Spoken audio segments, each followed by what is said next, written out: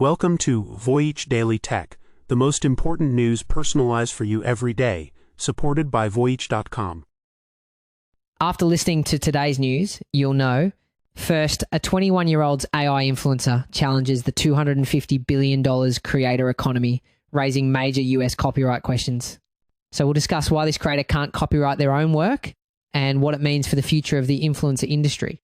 Second, Tesla's Elon Musk says texting and driving is okay with FSD, sparking a legal and safety firestorm. We'll analyse why this statement creates a massive legal liability for Tesla and how it could affect the entire autonomous driving industry. Third, the AI boom causes consumer RAM prices to skyrocket, forcing PC Maker framework into a radical transparency strategy. We'll explore how the AI memory gold rush is crippling the consumer PC market and what this means for the future of upgradable tech. Fourth, Trump's new NASA chief, a billionaire entrepreneur, vows a US moon return before 2029, igniting a new space race. This discussion will reveal how this aggressive political deadline clashes with major engineering hurdles and what it means for the geopolitical race for lunar resources. Fifth, a new UK museum showcases innovation flops like Google, Glass and Brexit, questioning Silicon Valley's fail-forward mantra. Today we'll take a closer look at the difference between productive and catastrophic failure and its implications for entrepreneurs without a safety net. The most unexpected news in the tech world today might just be this.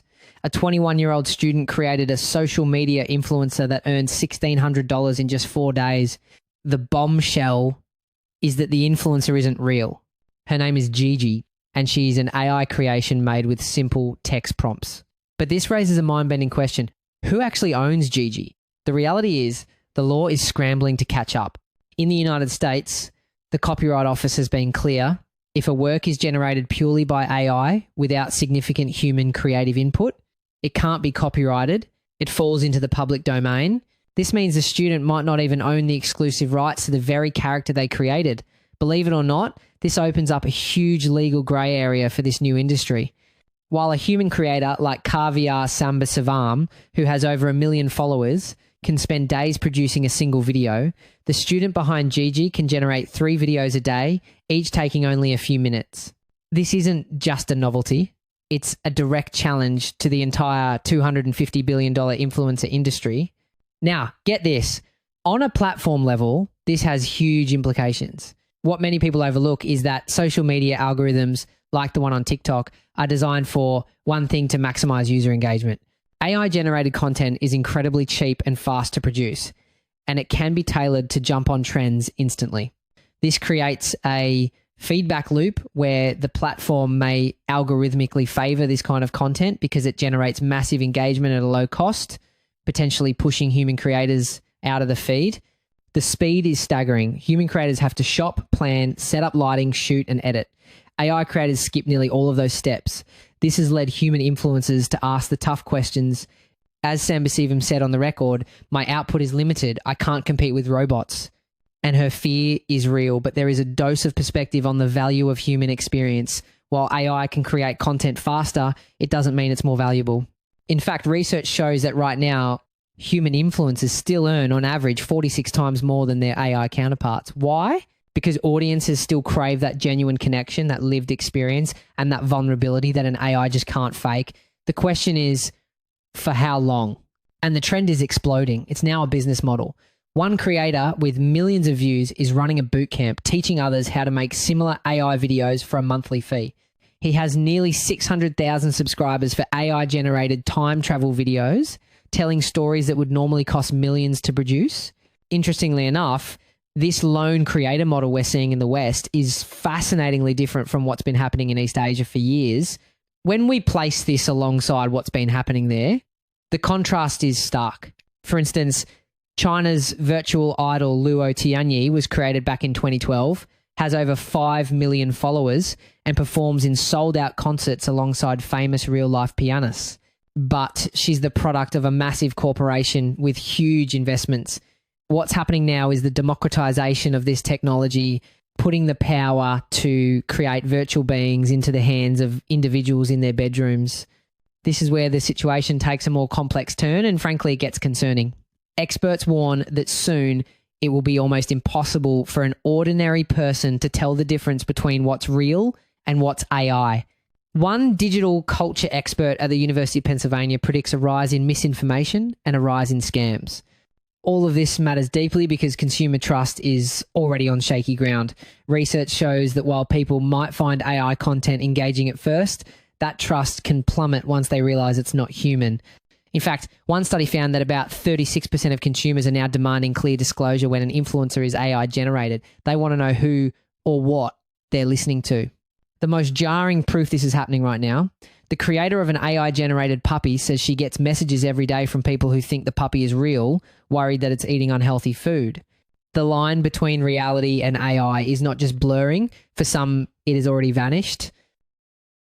From AI creating virtual influencers, we now turn to AI being given more control in the real world and the controversy that follows. Tesla boss Elon Musk just went on the record with a bombshell statement. He says the company will allow you to, quote, text and drive essentially with its latest software. The comment immediately set off alarms. One safety advocate from the Center for Auto Safety put it bluntly, saying, essentially what Tesla is saying here is they are going to allow their drivers to break the law. Now, this isn't just about breaking a traffic law. Cognitive science reveals a huge problem called the automation complacency trap. When a human supervises a highly reliable but still imperfect system, our ability to stay vigilant just plummets. Your brain transitions from being an active driver to a passive passenger, and your reaction time gets dangerously slow.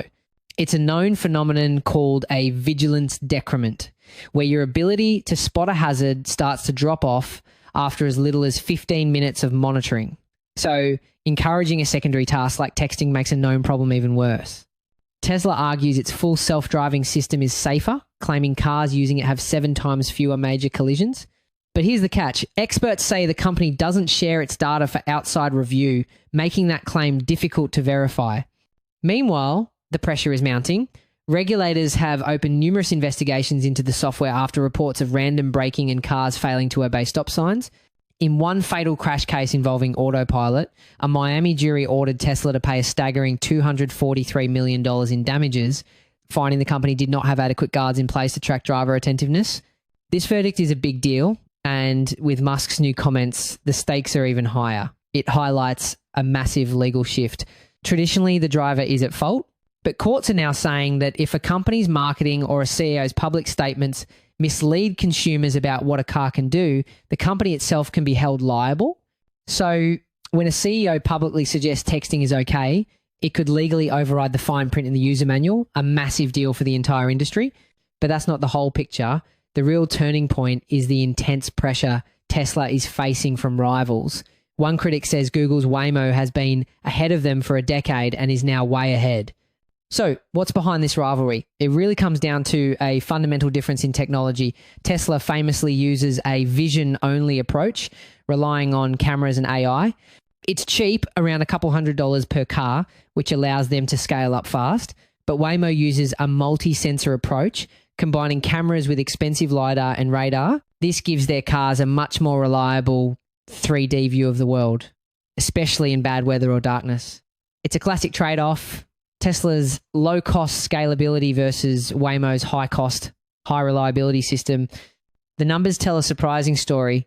Waymo currently dominates the robotaxi space in the US, with plans to operate in more than 15 cities. And of the 8 firms approved in California to test or deploy fully unmanned cars, Tesla is not one of them. On the regulatory side, the situation presents a fascinating duality. The US has a patchwork of state-by-state rules, which is why Tesla is in this strange position. At the same time, Mercedes-Benz already has approval for a hands-off system in Germany and even in Nevada and California because their system operates under stricter, more defined conditions. Europe's more centralized approach can sometimes streamline these approvals, while Tesla is navigating a much more fragmented landscape at home. As Tesla pushes to expand into new markets, it will have to satisfy regulators on safety. One professor of automated driving says they're playing a high-risk game. By trying to be on the market early, they're hoping to get ahead of the competition. Actually, their entire strategy is what's called fleet learning, using its millions of paying customers as real-world beta testers to gather data and improve the system on the fly. This is a stark contrast to Waymo, which operates in carefully mapped, controlled, geo-fenced areas, prioritizing safety over rapid, widespread deployment. But if their systems struggle and incidents pile up, it's a move that could permanently damage their reputation. Speaking of high-stakes corporate strategies, the AI boom is creating a crisis for other parts of the tech industry, hitting PC builders right where it hurts. A modular PC company just saw the price of one of its key components more than double. That's not a typo. The company is Framework, known for its DIY-friendly laptops, and their 48GB DDR5 RAM module just skyrocketed from $240 to $620. Other options are jumping by as much as 50%. This is the second major price hike this month, and it's hitting consumers hard. A few days ago, we mentioned those 9-figure enterprise AI deals and how Micron said it was more than sold out on high bandwidth memory, with the US putting over $6 billion of CHIPS Act money behind new capacity. The latest development is that the same pressure is now spilling over into everyday DDR5 and landing right on consumers. So the thing is, unlike giants like Dell or HP who can buy components by the millions and lock in prices, smaller manufacturers have less bargaining power. Their smaller order volumes make them much more vulnerable to these sudden price shocks from suppliers. They're on the front lines of this supply chain war, as we've discussed before, with the US, leaning on South Korean giants like Samsung and SK Hynix for so much of this supply. Any shift toward AI tightens the vice on small buyers first. But here's where it gets interesting. In an almost unheard of move, Framework is now actively telling customers to buy their laptops without memory. They're even providing a link to PC Part Picker on their own website, encouraging users to go find cheaper RAM from other sellers just to avoid the company's own inflated prices. This move goes against almost every rule of business, but it's also a brilliant, if risky, strategic bet on trust. After all, research shows that a staggering 94% of consumers are more loyal to brands that are completely transparent. By admitting they can't compete on price and helping their customers find a better deal, Framework is making a bet on trust over short-term profit. And don't mistake this for a temporary blip. Framework itself has gone on the record stating it's very likely they'll have to raise prices again within the next month. They are absorbing what they can, but the costs from suppliers are surging uncontrollably. We also noted a while back that Micron shuttered its consumer-focused product line to save supply for AI, exactly the kind of move that keeps upward pressure on retail RAM. So what's really causing this memory market meltdown? The AI gold rush. Memory makers like Micron, Samsung, and SK Hynix are shifting their resources away from consumer products and toward the incredibly lucrative AI industry. As we previously analysed, that demand has Micron more than sold out on HBM, and even with federal money trying to add capacity, that doesn't come online fast enough. This is creating a massive global shortage, with regular PC builders and upgraders caught in the crossfire. To understand the core of the problem, you need to know it's not just a simple switch. The memory needed for AI, called high bandwidth memory, or HBM, is fundamentally different from the DDR5 RAM in our computers. Think of DDR5 as a wide, flat highway. HBM, on the other hand, is like a skyscraper of memory with chips stacked vertically on top of each other. This 3D stacking is incredibly complex and profitable, so manufacturers are diverting their advanced fabrication lines to build these memory skyscrapers for the AI industry, leaving fewer resources to build the highways we all use. This isn't just a problem for one company or 1 month. The International Data Corporation expects this global memory shortage to persist well into 2027. And as we said a while back, this build-out has shades of the dark fiber era plus hard power caps and off-balance sheet financing, which can keep supply throttled even if demand cools. Ultimately, this puts the entire idea of sustainable, upgradable tech at risk. When a single component costs almost as much as a whole new budget laptop, the economic argument for repairing and upgrading starts to fall apart. This isn't just about RAM prices. It's a direct challenge to the future of the right to repair movement. And remember how even a rumor about a single $10 billion data center deal rattled multiple stocks? That fragility means prices can whiplash, but for now, the pressure is all upward. While the tech world on Earth grapples with supply shortages, one new leader is aiming for the stars, literally, with a plan that's as ambitious as it is controversial. The story begins with a decision that caught everyone by surprise. The man President Trump once rejected over his close ties to rival Elon Musk is now officially in charge of NASA. And his first move is a bombshell announcement. The backstory is pure political drama. Trump initially nominated Jared Isaacman to lead the space agency, but then abruptly pulled the pick, reportedly due to Isaacman's close relationship with Musk, with whom the president had a heated public feud. Now, in a stunning reversal, Isaacman has been renominated and confirmed. This appointment signals a seismic shift for NASA. Traditionally, the agency has been led by scientists, engineers, and career civil servants. Isaacman is a billionaire entrepreneur and a commercial astronaut. This is what some are calling the Muskification of NASA, aligning the public agency more with the fast-paced, commercial-driven world of private space companies.